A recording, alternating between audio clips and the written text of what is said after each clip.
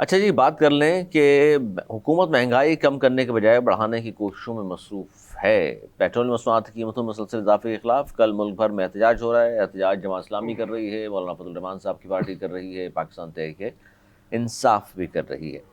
अब ये जो एहतजाज का तीनों पार्टीज़ ने ऐलान किया, उसमें तहरीक इंसाफ ने कहा हम सिर्फ महंगाई पर नहीं कर रहे, हम खान साहब की रिहाई के हवाले से भी कर रहे हैं। हम चाहते हैं कि खान साहब को सियासी केसेस जिस पर हैं उनको एक तरफ किया जाए और ख़ान साहब तक हमें रसाई न सिर्फ दी जाए बल्कि ख़ान साहब को भी बाहर आना चाहिए। मुल्क को आगे बढ़ाना है तो अपोजिशन को साथ लेकर के चलना होगा।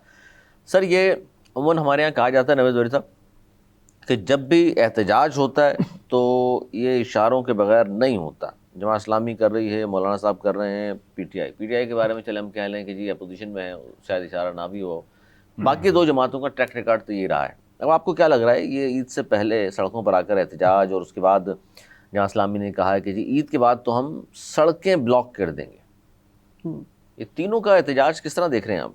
अली, बजट से पहले एक सीज़न होता है सियासी जमातों का, दबाव डालने के लिए, दबाव डालने के लिए कि जो कुछ भी हासिल होगा इसमें थोड़ा बहुत भी रिलीफ, तो वो उसका क्रेडिट लेने के लिए ये बजट से पहले अब हर बजट के आप उठा के देख लें, पिछले 10 दिन से ये शुरू हो जाता है। इस बार मसला ये है कि ईद सर पर है तो ईद से पहले ही और करना शुरू कर ईद दिया। पे कल जो है क्योंकि एहतजाज। है लोग मसरूफ़ होते हैं, तो ये कल का जो दिन है ये ईद से पहले लास्ट जुम्मा है, तो इसको ये टेलर अपना देंगे कि जी हमने शुरू कर दिया और अपनी पूरी पूरी कुव्वत से करेंगे कि जमात इस्लामी भी पूरा जोर लगाएगी और उधर पीटीआई भी जोर कराची में कह रही है लगाएगी। जमात इस्लामी वाले 14 मकामात पर मुजाहरे होंगे।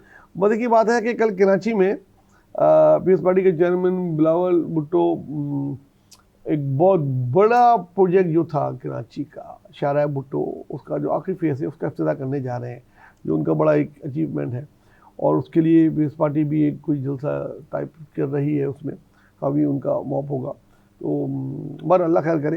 तो कल का दिन बड़ा अहम होगा सारी जमातों के लिए और ये बजट से पहले ये आखिरी वो होगा। इसके बाद सब फिर ईद की मसरूफियात में चले जाएंगे, मंगल की छुट्टियाँ स्टार्ट हो जाएंगी, फिर इसके बाद जो कुछ भी होगा ईद के बाद होगा। ये इससे पहले सारी सियासी जमातों का भरपूर ताकत का मुजाहरा होगा। और इसके बाद ज़ाहिर है बजट की आमद होगी, इसलिए पहले आप ये कह रहे हैं कि इसलिए ये मुजाहरे किए जा रहे हैं। अच्छा, ये जगह आप ये देख लीजिए कि पीटीआई जो एहतजाज कर रही है उसको क्या मायने देंगे आप, क्योंकि उनका तो एजेंडा ज़ाहिर है खान साहब की रिहाई है।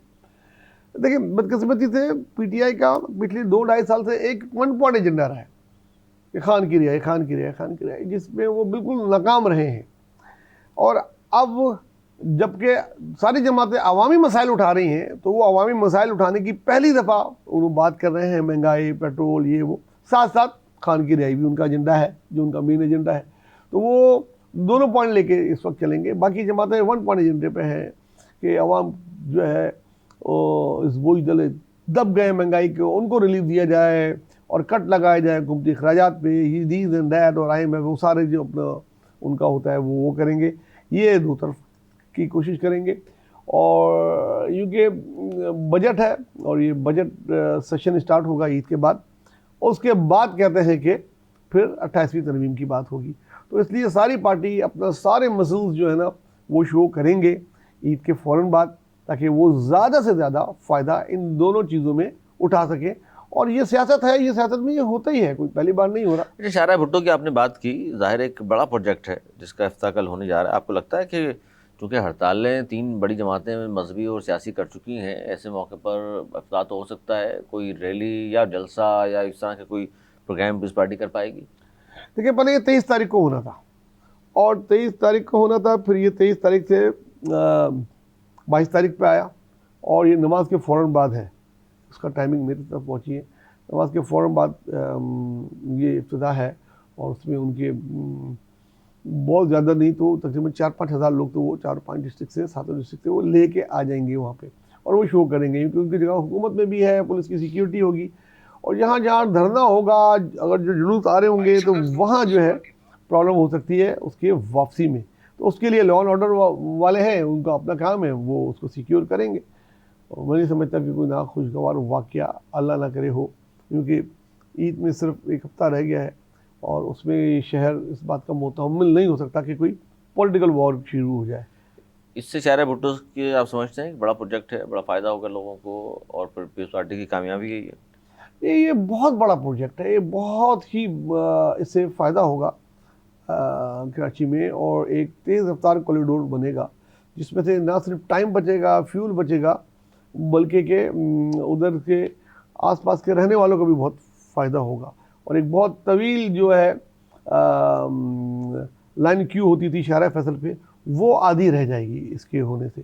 तो एक अच्छा प्रोजेक्ट है कराची को, अल्लाह करे इसी तरीके से चले जिस तरीके से ये दिखा रहे हैं और कामयाब हो।